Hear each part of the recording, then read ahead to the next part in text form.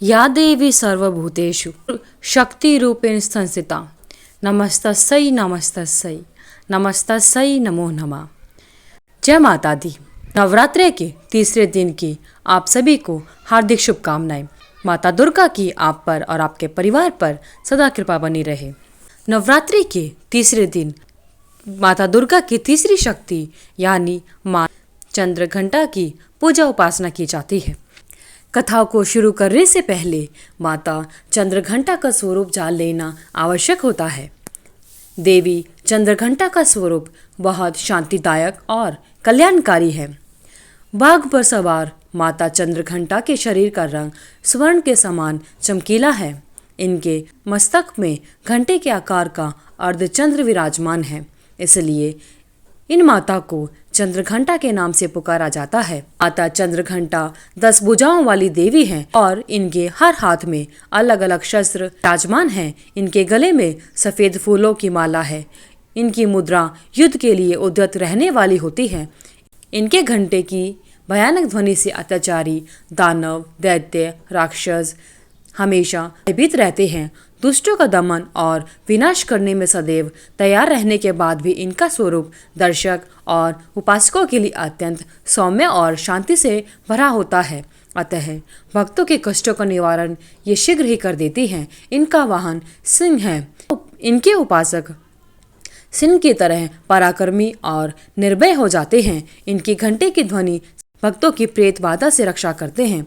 इनका ध्यान करते ही इनकी शरण में आए हुए भक्तों की माता रक्षा करती हैं। इस घंटे की ध्वनि निनादित हो उठती है। माँ चंद्रघंटा के भक्त और उपासक जहाँ भी जाते हैं लोग उन्हें देखकर शांति का अनुभव करते हैं। ऐसा कहा जाता है कि साधक के शरीर से दिव्य प्रकाश युक्त परमाणुओं का अदृश्य विकिरण होता है। तो आइए सुनते हैं माता चंद्रघंटा की कथा। पौराणिक कथा के अनुसार दानवों के स्वामी महिषासुर ने इंद्रलोक और स्वर्गलोक में अपना अधिकार स्थापित करने के लिए देवताओं पर आक्रमण कर दिया था। भगवान द्वारा दिए हुए वरदान से महिषासुर बहुत शक्तिशाली बन गया था। वह शक्ति का दुरुपयोग करके स्वर्ग पर अपना अधिकार जमाना चाह रहा था। इस प्रयास में वह लगभग सफल भी हो गया था। स्वर्ग के देवता भयभीत हो गए और स्वर्ग के इंद्र यानी स्वर्ग के राजा इंद्र भी चिंतित हो गए। महिषासुर स्वर्ग का सिंहासन पाना चाहता था। उस समय सभी देवता ब्रह्मा जी पास जाते हैं और उनसे सहायता मांगते हैं। भगवान ब्रह्मा जी बोले, वर्तमान समय में तो महिषासुर को परास्त करना आसान नहीं है। इसके लिए हम सभी को महादेव के शरण में जाना पड़ेगा। उस समय सभी देवता सबसे पहले जगत के पालनहार भगवान विष्णु के पास गए और उनसे सहमति लेकर सभी देवता देवों के देव महादेव के पास कैलाश पर पहुंचते हैं। स्वर्ग के राजा इंद्र ने अपनी सारी कहानी महादेव को सुनाई। इंद्र की बात सुनकर महादेव क्रोधित होकर बोले, महिषासुर अपने बल का दुरुपयोग कर रहा है, इसलिए उसे अवश्य दंड मिलना चाहिए। उस समय भगवान विष्णु और ब्रह्मा जी भी क्रोधित हो गए और उनके क्रोध से एक तेज प्रकट हुआ। यह तेज यानी ऊर्जा उनके मुख से प्रकट हुई। इसी ऊर्जा से एक देवी प्रकट होती है। उस समय भगवान शिव ने देवी माँ को अपना त्रिशूल दिया। भगवान विष्णु ने उन्हें अपना सुदर्शन चक्र दिया। स्वर्ग नरेश इंद्र ने घंटा प्रदान किया। इस प्रकार सभी देवताओं ने देवी माँ को अपने अस्त्र शस्त्र दिए। उसके बाद माता चंद्रघंटा ने त्रिदेव से अनुमति लेकर महिषासुर से युद्ध करने के लिए निकल पड़ी और माता चंद्रघंटा ने महिषासुर को युद्ध के लिए ललकारा।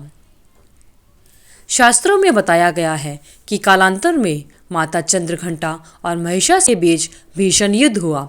इस युद्ध में माता के प्रहार के सामने महिषासुर टिक नहीं पाया। उस समय महिषासुर का वध कर माता ने तीनों लोकों की रक्षा की। तीनों लोकों में माता के जयकारे गूंजने लगे। उसी समय से माता चंद्रघंटा की पूजा उपासना की जाती है और माता अपने भक्तों के सभी दुखों को हर लेती हैं, साथ ही सुख समृद्धि और शांति प्रदान करती हैं। अतः सभी भक्तों को श्रद्धा और सच्चे मन से माता चैत्र नवरात्रि के तीसरे दिन माता की उपासना करनी चाहिए और माता के जयकारे लगाने चाहिए। माता दुर्गा की आप सभी पर कृपा बनी रहे। जय माँ दुर्गा। अगर आपको वीडियो अच्छी लगी तो वीडियो को लाइक करें, शेयर करें, चैनल को सब्सक्राइब करके बेल आइकन को भी जरूर प्रेस करें ताकि आगे आने वाली सभी वीडियोस की नोटिफिकेशन आप तक समय से पहुंचती रहे। कमेंट बॉक्स में याद से जय माता दी लिखना ना भूलें और आगे की नवरात्रों की सभी कथाएं आपको इसी चैनल पर मिलती रहेंगी। धन्यवाद। आपका दिन मंगलमय हो।